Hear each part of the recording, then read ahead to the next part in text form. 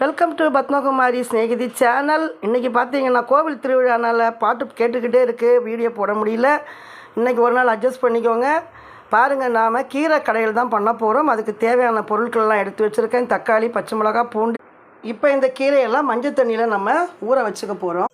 இப்போ கை வச்சு இந்த மாதிரி பண்ணிக்கிட்டிங்கன்னா மண்ணெல்லாம் இருந்தால் போகும். இது வந்து நான் ஏற்கனவே மஞ்சள் தண்ணி உப்பெல்லாம் போட்டு ஊற வச்சு கழுவின கீரை தான். நீங்கள் பார்த்துருப்பீங்க வீடியோவில், அந்த கீரை தான் இது. இப்போ இதை இந்த நல்ல தண்ணியில் போட்டு கழுவி எடுத்துக்கலாம். மண்பானையில் தான் நாம் இன்றைக்கி கீரை வந்து கடைய போகிறோம். கீரையை கழுவி நாம் மண்பானைக்குள்ளே போட்டுக்கலாம். கீரை இந்த மாதிரி அடையிறதுலேருந்து நாம் தடுக்கணும் அப்படின்னா அதுக்கு இந்த டிப்ஸை ஃபாலோ பண்ணிக்கோங்க. 50 கிராம் பாசிப்பருப்பு எடுத்து கழுவி வச்சுருக்கேன். இதையும் சேர்த்துடலாம். தேவையான உப்பு சேர்த்துக்கலாம்.